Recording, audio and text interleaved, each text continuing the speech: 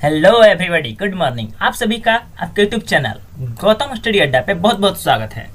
तो आज तारीख है 14 जुलाई 2020।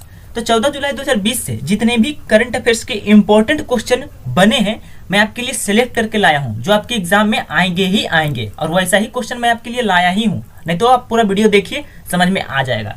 तो दोस्तों, अगर आपको इस वीडियो का पीडीएफ भी चाहिए तो नीचे डिस्क्रिप्शन बॉक्स में पीडीएफ का लिंक दिया है, वहां से आकर के आप पीडीएफ डाउनलोड कर सकते हैं, या तो मेरे टेलीग्राम चैनल को भी ज्वाइन कर सकते हैं। वहां भी आपको पीडीएफ भी मिल जाएगा, वीडियो भी मिल जाएगा। और वहां आपको क्यूज भी होता है, करंट अफेयर्स का मैंने वीडियो डालता हूं और वही क्वेश्चन का क्यूज भी होता है। जीके का भी वीडियो डालता हूं, उसका क्यूज होता है। साइंस का भी वीडियो डालता हूं, उसका क्यूज होता है। 3 वीडियो मैं एक दिन में डालता हूं और तीनों का क्यूज वहां टेलीग्राम पे हो जाता है। करंट अफेयर्स का 3 बजे दोपहर में, साइंस का 5 बजे शाम में, और जीके का रात को 9 बजे। आप ज्वाइन कर लीजिए जल्दी से जल्दी मेरे टेलीग्राम चैनल को। टेलीग्राम पे जाकर के आप गौतम स्टडी अड्डा सर्च कीजिएगा, मेरा चैनल मिल जाएगा। तो चलिए देर नहीं करेंगे, आज के क्लास को स्टार्ट करते हैं। क्वेश्चन नंबर 1 है, हाल ही में किसने ऑस्ट्रेलियन ग्रैंड प्रिक्स 2020 जीता है? देखिए, ये क्वेश्चन तो आपके एग्जाम में पूछा जाता है और ऐसा क्वेश्चन पूछा ही जाता है दोस्तों। तो ये क्वेश्चन इसलिए इंपॉर्टेंट हो जाता है, तो स्टार मार्क लगा लीजिएगा। ऑस्ट्रेलियन ग्रैंड प्रिक्स 2020 किसने जीता है? तो आपका आंसर होने वाला है ऑप्शन बी दोस्तों, लुइस हैमिल्टन। लुइस हैमिल्टन ये आपके सामने है, जो कि ऑस्ट्रेलियन ग्रैंड प्रिक्स 2020 जीते हैं। अब चलिए इनके बारे में जान लेते हैं। मर्सिडीज ड्राइवर हैं लुइस हैमिल्टन, ग्रेट ब्रिटेन के रहने वाले हैं। कभी कभी एग्जाम में ये भी पूछा जाता है कि वो कहाँ के रहने वाले हैं, तो लुइस हैमिल्टन जो है ग्रेट ब्रिटेन के रहने वाले हैं, ने ऑस्ट्रिया के स्पीलबर्ग में आयोजित ऑस्ट्रेलियन ग्रांड प्री 2020 जीता है। उन्होंने अन्य रेसर से 2 सेकंड की लीड ली। यह 2020 फार्मूला 1 चैंपियनशिप की दूसरी और ऑस्ट्रेलियन ग्रैंड प्रिक्स की पहली रेस थी। रेड बुल के मैक्स वेरस्टेपेन, जो कि नीदरलैंड के रहने वाले हैं, मैक्स वेरस्टेपेन जो कि ऑप्शन सी में दिख रहे हैं दोस्तों, दूसरे स्थान पर रहे, जबकि मैक्लोरेन के कार्लोस सेंज, जो कि स्पेन के रहने वाले हैं, ने तीसरा स्थान हासिल किया। तो दोस्तों मैंने आपको फर्स्ट, सेकंड और थर्ड तीनों बता दिया है। अब चलिए ऑप्शन देख लेते हैं दोस्तों। ऑप्शन ए में आप देख रहे होंगे वाल्टेरी बोटास, जिन्हें हाल ही में वाल्टेरी बोटास ने हाल ही में ऑस्ट्रेलियन ग्रैंड प्रिक्स 2020 जीता है दोस्तों। मैंने आपको क्वेश्चन दिया था 2-3 दिन पहले।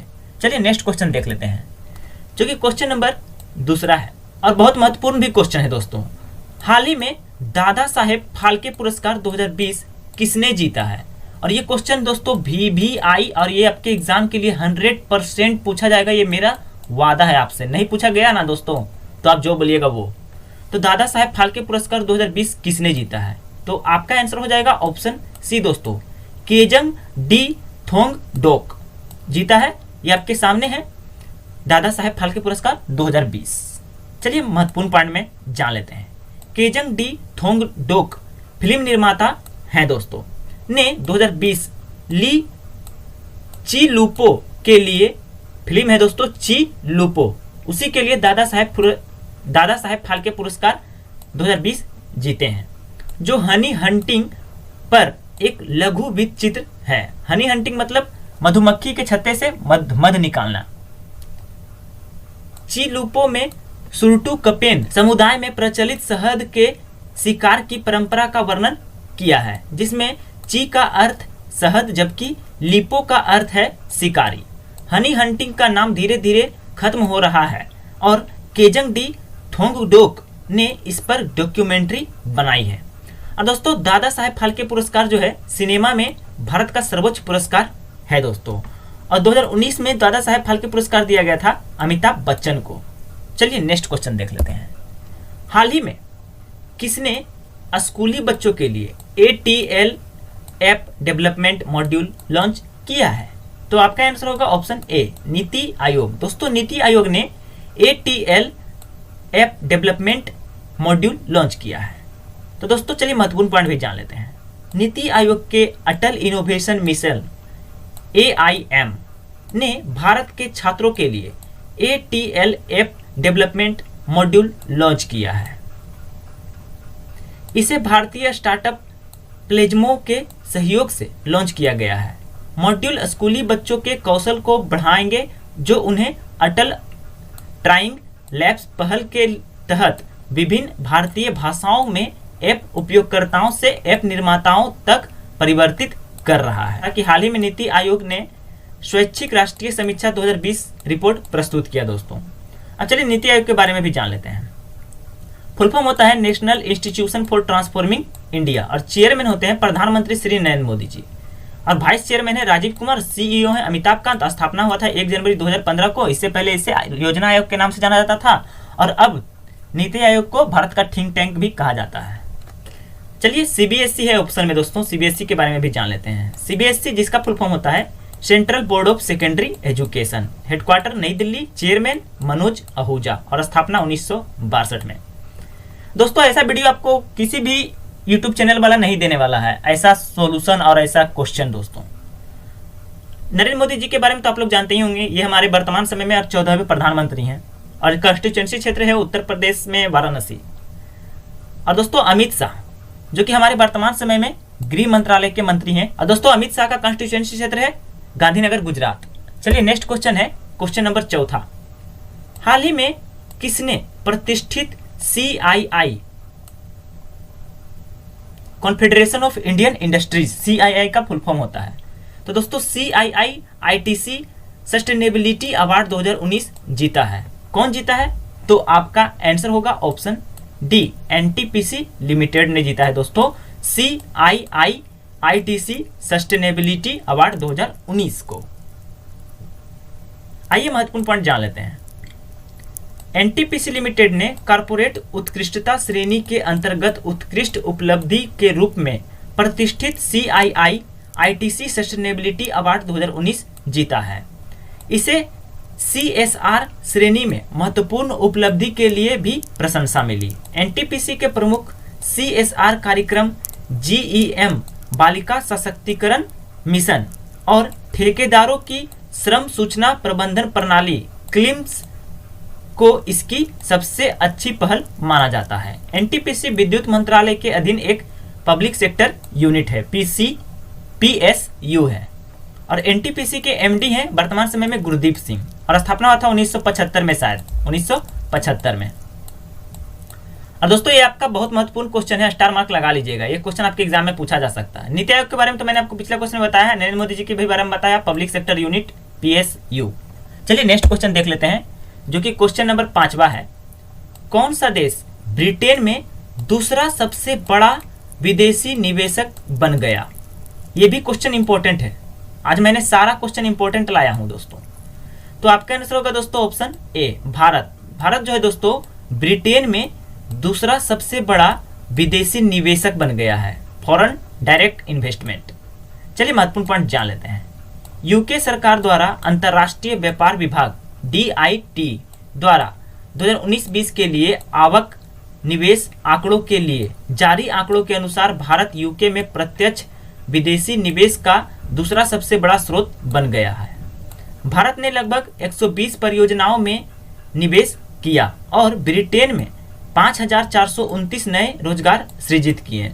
भारत ने 2019-20 में अपनी रैंकिंग में तीसरे स्थान से दूसरे स्थान तक सुधार किया है दोस्तों। पहले था तीसरे स्थान पर, अब आ गया है दूसरे स्थान पर। भारत के बाद जर्मनी, फ्रांस और चीन थे। अमेरिका ब्रिटेन में FDI का पहला सबसे बड़ा स्रोत बना हुआ है दोस्तों।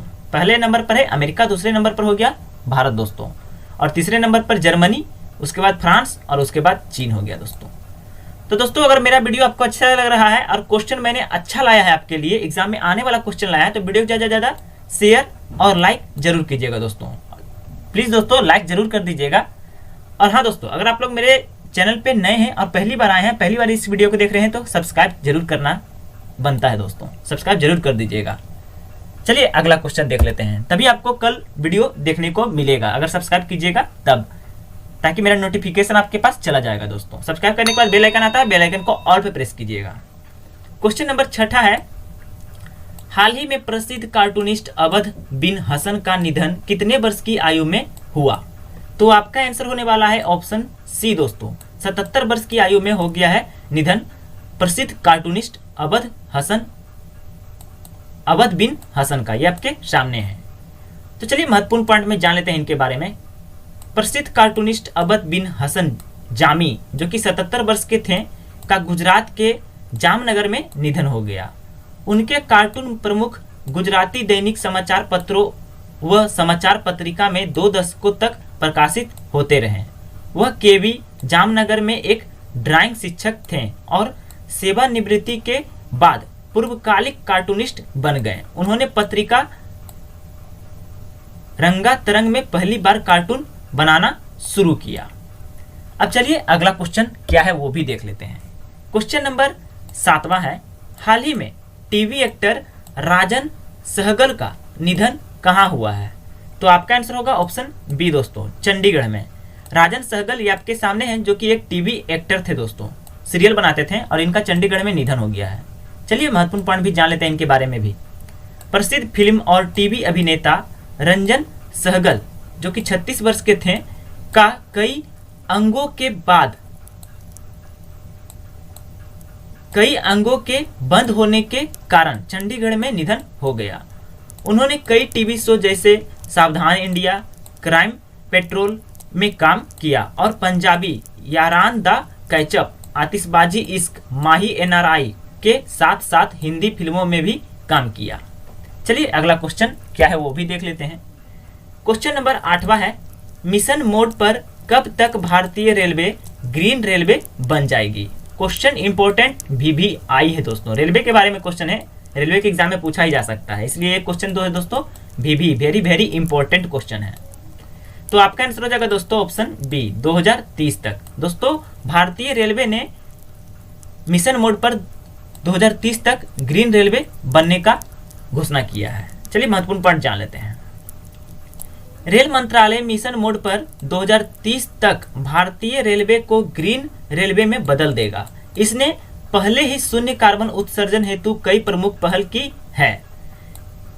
रेलवे विद्युतीकरण, ट्रेनों की लोकोमोटिव और ऊर्जा क्षमता में सुधार तथा अस्थायी स्थापना, प्रतिष्ठानों या स्टेशनों के लिए हरित परमाणन, कोचों में बायो टॉयलेट की फिटिंग और नवीकरणीय ऊर्जा स्रोतों पर स्विच करना ग्रीन रेलवे की स्थिति को प्राप्त करने की इसकी रणनीति में कुछ भाग है दोस्तों। अब चलिए दोस्तों यहाँ भारतीय रेलवे का बात आया तो इसके बारे में भी जान लेते हैं थोड़ा। तो दोस्तों इंडियन रेलवे जिसका हेडक्वार्टर है दोस्तों नई दिल्ली में और इसका स्थापना किया गया था 16 अप्रैल 1853 ईस्वी को दोस्तों, और चेयरमैन है विनोद कुमार यादव और मिनिस्टर हैं यानी रेलवे मंत्री हैं पीयूष गोयल। चलिए नेक्स्ट क्वेश्चन देखते हैं। क्वेश्चन नंबर 9वां है, हाल ही में गूगल भारत में कितने बिलियन अमेरिकी डॉलर का निवेश करेगा? तो आपका आंसर आपके सामने है ऑप्शन ए दोस्तों, 10 बिलियन अमेरिकी डॉलर का निवेश करेगा भारत में गूगल दोस्तों। चलिए महत्वपूर्ण पॉइंट में और भी जानकारी ले लेते हैं। गूगल के सीईओ हैं सुंदर पिचाई, जिन्होंने Google for India digitalisation fund के लिए 10 बिलियन अमेरिकी डॉलर की घोषणा की है। फंड के तहत गूगल अगले 5-7 वर्षों में भारत में लगभग 75,000 करोड़ रुपए का निवेश करेगा। यह निवेश पारिस्थितिकी तंत्र के निवेश में इक्विटी निवेश, भागीदारी और परिचालन बुनियादी ढांचे के मिश्रण के माध्यम से किया जाएगा दोस्तों। अब चलिए यहाँ गूगल का बात आया तो इसके बारे में भी मैं आपको बता देता हूँ, कल भी बताया था, परसों भी बताया था। गूगल के सीईओ है वर्तमान समय में सुंदर पिचाई और हेडक्वार्टर है कैलिफोर्निया यूनाइटेड स्टेट्स में, और स्थापना किया गया था 4 सितंबर 1998 को दोस्तों, ये भी पूछा जाता है। चलिए अगला क्वेश्चन देख लेते हैं। क्वेश्चन नंबर 10वां दोस्तों, हाल ही में केंद्रीय रक्षा मंत्री राजनाथ सिंह के द्वारा जम्मू में कितने नए पुलों का उद्घाटन किया गया है? क्वेश्चन इंपॉर्टेंट है, स्टार मार्क लगा लीजिएगा दोस्तों। केंद्रीय रक्षा मंत्री हैं राजनाथ सिंह, जिनके द्वारा जम्मू में कितने नए पुलों का उद्घाटन किया गया? तो आपका आंसर होगा ऑप्शन सी दोस्तों, 6 नए पुलों का उद्घाटन किया गया है केंद्रीय रक्षा मंत्री राजनाथ सिंह के द्वारा। और राजनाथ सिंह का कंस्टिट्यूएंसी क्षेत्र है यानी चुनाव क्षेत्र है गाजियाबाद में दोस्तों। चलिए आज का आखिरी और लास्ट क्वेश्चन है क्वेश्चन नंबर 11। हाल ही में केयर रेटिंग्स ने वित्त वर्ष 2020-21 के लिए भारत की जीडीपी यानी ग्रोस डोमेस्टिक प्रोडक्ट कितनी अनुमानित की है दोस्तों? भारत की जीडीपी 2020-21 के लिए केयर रेटिंग्स ने दोस्तों। तो आपका आंसर होने वाला है ऑप्शन सी दोस्तों, 6.4% केयर रेटिंग्स के द्वारा अनुमानित किया गया है भारत का जीडीपी वित्त वर्ष 2020-21 के लिए। आइए महत्वपूर्ण पॉइंट में थोड़ा जान लेते हैं। केयर रेटिंग्स ने चालू वित्त वर्ष के लिए भारत की जीडीपी वृद्धि के अनुमान को संशोधन कर नकारात्मक 6.4% कर दिया है, क्योंकि कोविड-19 महामारी के कारण लॉकडाउन के कारण आर्थिक गतिविधियों पर प्रतिबंध जारी है। रेटिंग एजेंसी ने मई में 2020-21 में जीडीपी में 1.5 से 1.6% की गिरावट दर्ज की थी।